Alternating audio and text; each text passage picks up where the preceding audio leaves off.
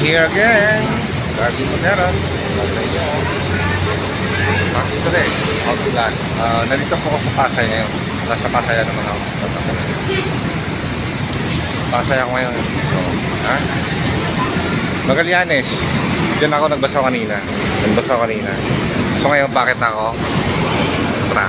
So, alright. Ano to, proof of evidence na talagang tayo nag-apply. Baka sabihin na ng aking mahal na ina't kapatid, mga kapatid ay ako'y naglagalat lang at nag-iwaliw at hindi nag-apply. Okay, para sa naman ngayon, ako'y nagpasa ng resume ko sa Jollibee Walter Mart and Jollibee SME Hotel. So nakadalawang beses na ako nagpasa na by data pala.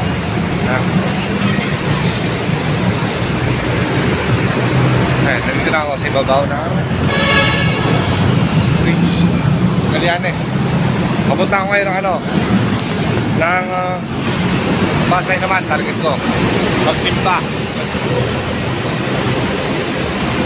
Hindi naman para humiling sa Diyos ng pinaka-pabor para sa akin, kundi gusto ko lang tumambay ng simbahan. Ganun yun. Kasi kahit mag-request tayo ng mag-request, dumain sa Diyos. Katulad ko naman, ay talaga namang lampasan na ang binigay sa akin ng Diyos. Ano pa yung binigay sa akin ng Diyos? Kung sa isang genie, kung may 10 kahilingan, lampasan na naibigay sa akin ng Diyos. Doble-doble na. Kaya tama na yun. Diyos ko po. At saka nandito na si Jesus sa aking katawan. Ba't pa ako magdadasal kay Jesus? Nasa puso ka si Jesus. Sapat na yun sa araw-araw kong kasama ang Diyos. Okay? Alright.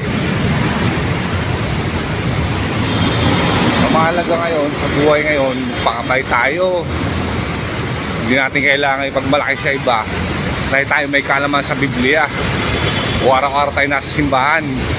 Ang mahalaga, ang importante ngayon sa panahon na ito, maging mabait tayo sa kapwa. Huwag tayo masyado mapangusga. Teka lang, naghanap ako sa kayan sa transit. Yun ang pinaka-importante sa panahon ngayon. Hindi natin kailangan ipagmalaki, ipagyabang sa iba na lagi tayo nagsisimba at Biblia ang hawak natin. Ang mahalaga ngayon, sa panahon ngayon, maging mabait tayo sa kapwa at huwag tayo masyadong mapangusga. Okay? Kasi bilog ang mundo. Minsan, sino ang inusga natin? Kalaunan, kadalasan, sila ang nasa taas. At yung musga, sila yung nasa baba na wala pa rin nararating. Okay? Ako ganito pa lang ako, wala pa ako narating. Balansi ako sa tao. Kahit ngayon yung pagtanong, prangkahan ako pag nagsalita ako. Dahil una kong inuusga sa sarili ko. Ako umusga sa sarili ko. Ha? Walang problema sa ako sarili ko. Ako naman umusga sa sarili ko. Wag lang kayo ang umusga sa akin. Na hindi nyo kayang patunayan bandang uli. Kayo pala ang walang sinabi sa mga katulad ko. Walang lang. Okay, punong-puno ng karanasan. Okay? Ay, sakay na tayo ng jeep. Ako, puno ko pa yata ito. Tera mo. Kunwari paandar ko si kuya. Mga diskarte niya to, kunwari paandar. Teka lang. Kunwari paandar yan. Abante ng konti yan. Tayo sa bila. Let's go.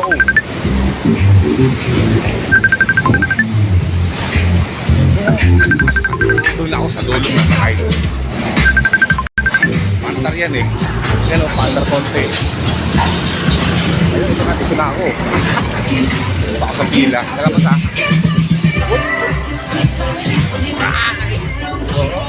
Para doon sa nakapila pa, kuya. Nakapila pa.